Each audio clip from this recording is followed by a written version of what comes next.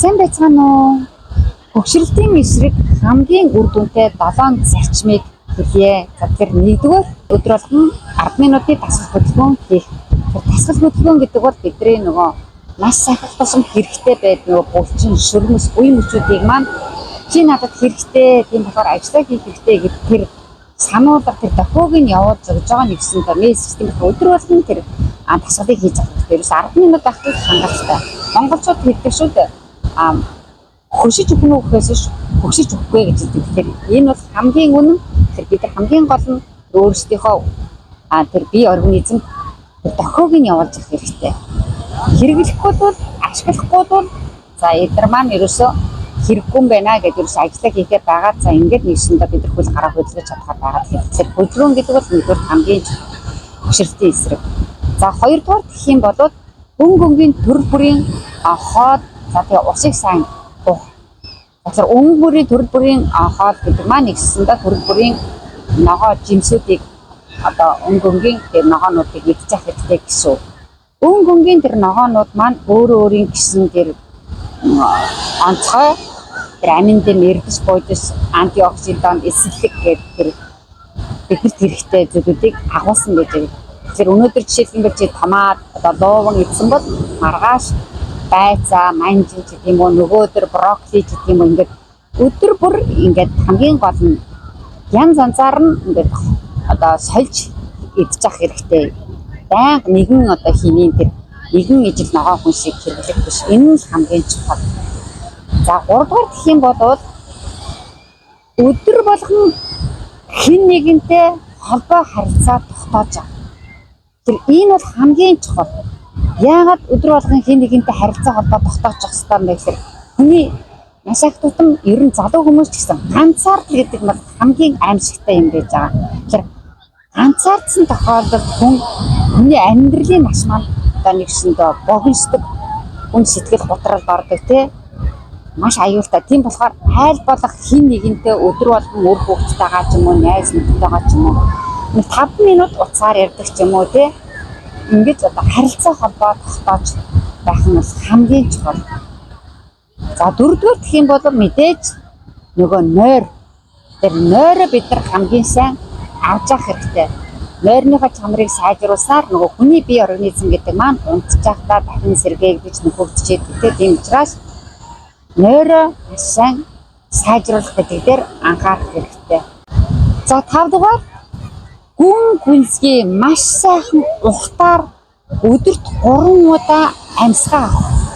За тэгэхээр энэ амьсгаа авах гэхээр заавал одоо нэг тийм одоо йог гэдэг ч юм уу эсвэл хөгжим сонсоол гэдэг юм бүр ийм одоо чухал нарийн тийм байх шаардлагагүй. Зүгээр энгийн чи өөрөөхөө сайхан амьсгаагаа ухтаар аваад сайхан амьсгаагаа хамраараа мөн цаагаад ингээ ухтаар гаргах. Энэ 30 секундэд ингэж хийж авах хэрэгтэй. Өглөө өдөр орой. За яагаад ингэж хийж авах хэрэгтэй юм бэ гэхээр за бид нар ерөөсөө ингээл нэг мэдгэтэл ерөөсөө яарсан, сандарсан тийм за бүр ингээл гүйчгсэн, бухимдсан өөрийн мэдрэлгүй тэгээд гүгээ явж байдаг. За яг ингэж явна гэдэг маань нэгсэндээ бол төрөний дэргээр бол ерөөсөө улаан тохиогоо хангинуулаад явж байгаатай адилхан. Бүх бие организм маань нэгсэндээ хамгийн одоо их эрчимтэй ажиллаж байгаа гэсэн. Тэгэхээр бид нар яг энэ эрчмийг нэгсэндээ бууруулад нөгөө тоормж машинаар бол тоормжоо татаад сайхан зогсоод за тэгээ буцаагаад ингээд одоо айжуухан эхэлж байгаа гэсэн. Амьсгаа авснараа бид нар өөрсдийнхөө өөрийн мэдрэлгүй тэр нөгөө одоо зүрхнийхаа цохилтыг одоо хурд төрөсчихсэн замун даралтаа их даралт нь маань нэгэн өндөрчихсэн ингээд аавчсан явж байгаа шүү. Тэгэхээр энэ бүхнийхээ бууруулдаг зүйл маань бол ерөөсөө бидний энэ амьсгаа аваад гүн сайхан амьсгаа аваад өөрийгөө бүх сайхан бие сайхан тайвшруулаад булчин шөрмсөө сулруулаад за нөө тархин маань хүлтэр нэг түмэн бодолтой болчихсон явж байгаа шүү дээ. За тэрээ хүлтэр тэр маань хүлтэр ингээд ирсэндээ төр зүрийн бас нэг жоохон зогсолт аваад за ингээд нэгсэндээ дахин яг өөрийн ухаанаар зөв ухаанаар дахин бодол сэтгэх энэ бас боломж нь бүрдэж өгдөг. Тэгэхээр ингэж ухтаар гүн сайхан амьсгаа авч тайвшруулах гэдэг бол хамгийн чухал. За ингээд өглөө өдөр орой гэсэн юугаар тий орой унтахаас өмнө өдөр хоолныхоо эзснийхаа дараа ч юм уу өглөө сайхан сэрээд орнондоо ирснийхаа дараа гэдэг ингээд заах гэж асууж байна. За 6 дугаар гэх юм бол за нөгөө тархины тасгал тэр нөгөө хөгшрөл явагдана гэдэг маань нөгөө бидний нөгөө ой санамжаа тий одоо мартаж сандаг. За бүр зарим нь нөгөө ой санамжаа алдаад бүр үр хөвгтэйч танихаа байдаг гэдэргээд ийм асуудал болоод байгаа шүү дээ тий. Тэгэхээр энэ тарих гэдэг маань мөн бас яг бид ажиллуулж тэр санамжийн чи ажиллаа хийх ёстой гэдэг тэр мессежийг явуулахгүй байх юм бол мөн ашиглахгүй болоод тэгэхээр нөгөө тарих маань мөн бас ажиллагаа байгаад гэж байна. Тийм болохоор сэргээхийн тулд бид тэр одоо тархиндаа одоо нэгсэндээ тархины тасгал хийх хэрэгтэй. Тэгэхээр нэг тархины тасгал гэхээр нэг сургууль соёл сураад нэг мундаг амар тийм юм өрөөсө бодож хэрэггүй машингийн зүгээр л сайхан ном уншдаг ч юм уу эсвэл миний хувьд бол нөгөө судааг бүглэх аягүй дуртай тий. За судааг бүглэх эсвэл сайхан сонирхолтой бас одоо нөгөө таавар гэдэг хүмүүс бүгэлдэг шүү дээ тий. Янз бүрийн тиймэрхүү ингээ хөөрхөн өөрийгөө яасан сорьсон тиймэрхүү шинээр одоо хоол хийж сурах, шинээр тасгал хийх гэдэг юм уу, шинээр эсвэл өөр бас одоо хийж сурах гэдэг юм ингээд өөр зүйл өөрийгөө ингэж яах юм бол энэ тархи маань нэгсэндээ тасгал болж байгаа гэсэн. Тэр ингэж тархиа бас нэгсэндээ цэмбэлж авах хэрэгтэй, тархины тасгалыг хийж авах хэрэгтэй. За хамгийн сүүлийн 7 дугаарт бол инээд байж байгаа. За тэр айл болох инээж авах хэрэгтэй.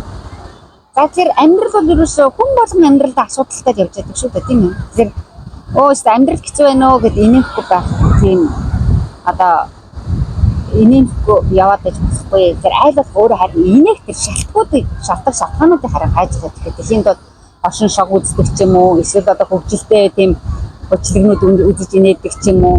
За бүр сайхан одоо нэг зарим тийм одоо аливаа хошин найз нөхдүүд байдаг шүү дээ. Тэд нартайгаа заримдаа айл болох одоо ойрхон уулзж яхахыг хичээх хэрэгтэй. Гэх мэтлийн тэр инээх тэр өөрөө шалтгаануудыг хаа. Тэгжээж хүн өөрөө одоо хүний бие бол тэр нөө яг автоматар хийж гэнэ үү бид яг жинкнээсээ хийж гэнэ үү хурамчаар хийж гэнэ үү гэдгийг бол ялгаагүй. Тэр өөрөө тэр инээх л тэр шалтгаануудыг хагаал чи инээх л хэрэгтэй.